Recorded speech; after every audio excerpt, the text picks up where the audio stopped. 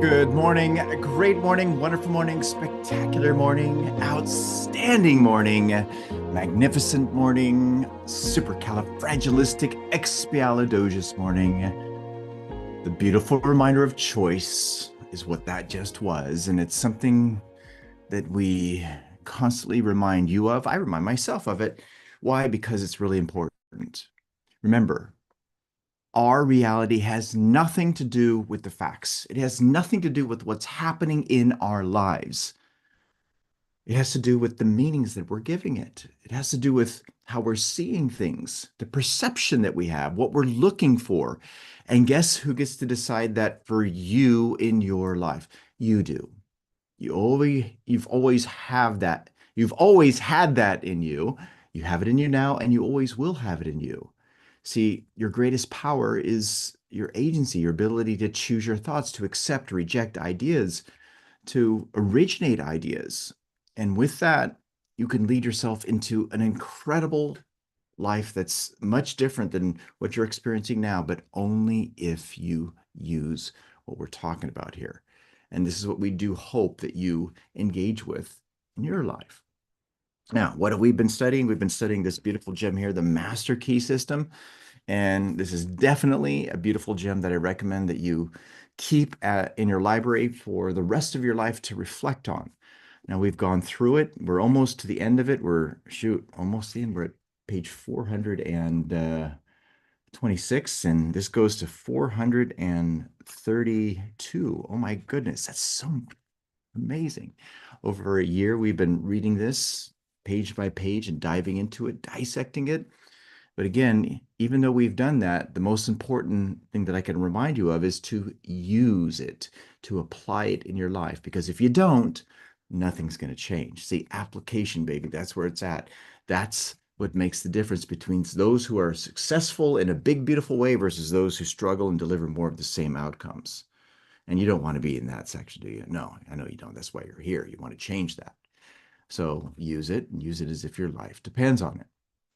Okay, now before we go into the book, a reminder for you is we're going to be going over there's no such thing as self-sabotage next. This is a beautiful gem, and it's something that completely obliterates, decimates, destroys the narrative of you sabotaging yourself. You are not sabotaging yourself. It's a bunch of bullshit. It's not true. It's a lie. And anybody who tells you that, anybody who talks about those self-sabotaging ideas, don't listen to them because they don't understand, first of all, who they are. You've got to tap into your true self, who you really are, and you'll understand that once you see that, that there's no way you would be sabotaging yourself. Why? Because sabotage is an act of willful destruction. You're not willfully inviting into your life negativity, are you?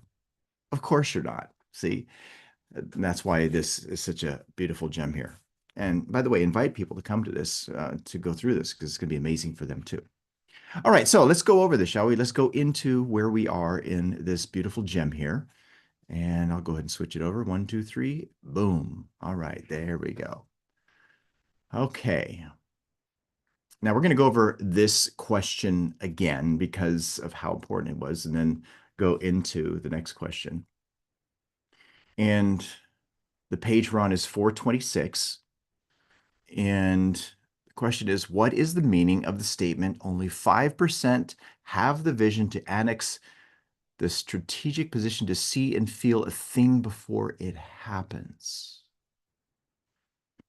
Now that right there, just when you hear it, or what I hear it, I go, wow, that's an amazing place to be able to feel a thing before it happens. And by the way, this is something that everybody has done. They're just unaware of how they did it.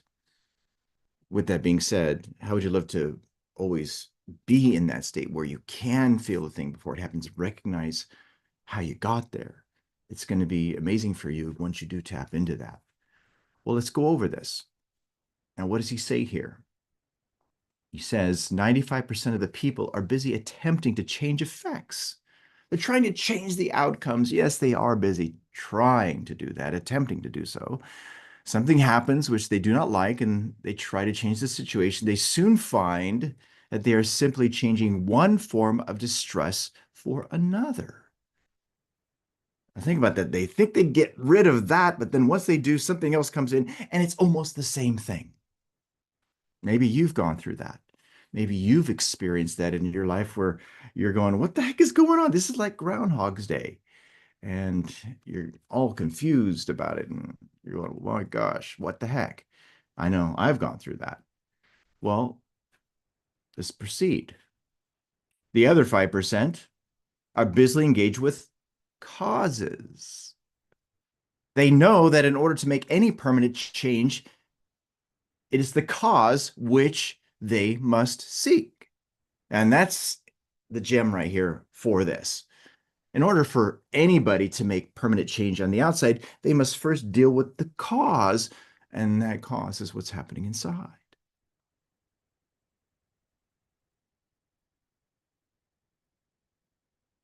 In order to make any permanent change in your life, it is the cause that you must seek. Write this in your notes. It is the cause that I must seek. It's the cause. Remember, cause, effect. Like causes lead to like effects. If you change the cause, you'll change the effect. Now, again, really grab onto that. Why? Because you're the one who gets to choose how you're going to think. Remember, you can think what you please. If to think is to form, you can form what you please. So the other 5% are busily engaged with causes. They know that in order to make any permanent change, it is the cause which they must seek. They soon find that the cause is within their control. Why? Because it's what's in their mind.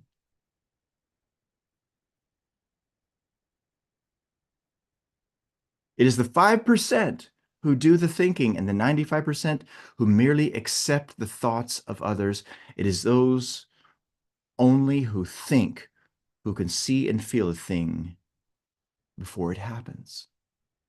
Now, you can look at the difference between these in simpler terms. 95% of the population reacts, and only 5% of the population responds. See, it's through responding that you will deliver the freedom that you seek.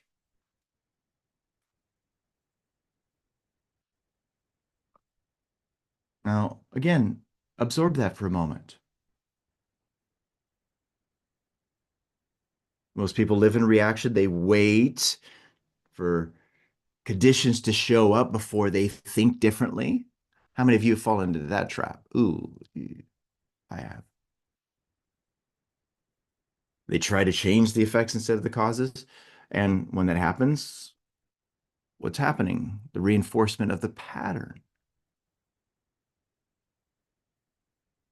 See, this keeps individuals who react, who live that way, in a state where they're chasing the problem rather than creating outcomes. Type this in the comments. I'm a master at creating outcomes.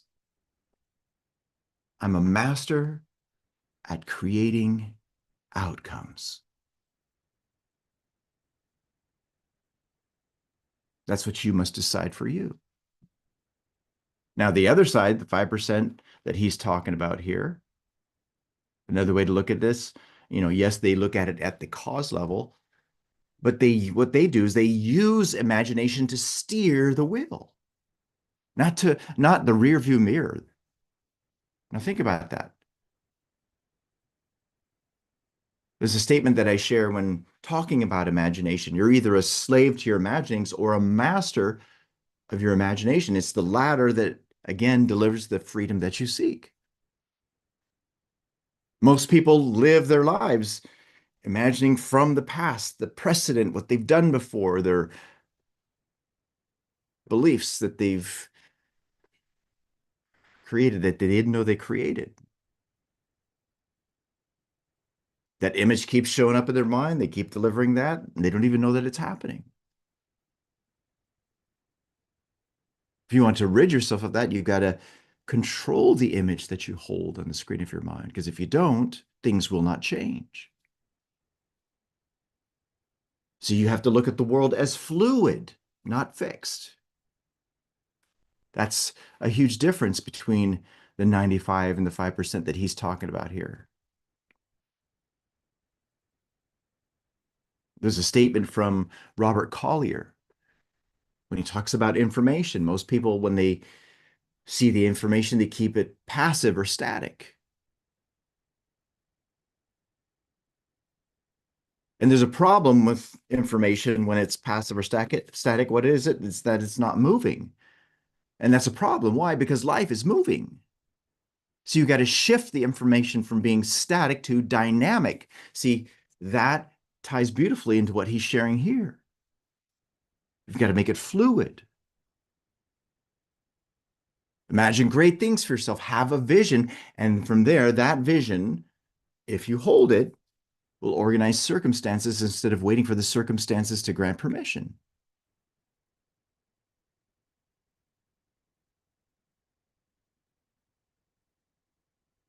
You can look at it this way. Now, remember, this is about you making changes in your life, you shifting the narrative inside. You can look at these 95% here as those who conform.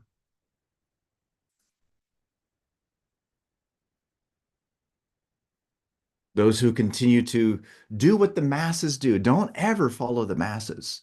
You know why? Because the masses have been historically wrong. You have to have courage. You have to step into your true self and use your higher mental faculties, your imagination, perception, reason, will, memory, intuition, all of which we're going to be going over beautifully when we dive into this book. And it takes, again, it takes courage to live that way. Now, you might be asking, well, how do I get really good at being in that realm of the 5%? Well, how do you get good at anything? Through practice. It starts right here, right now, practicing.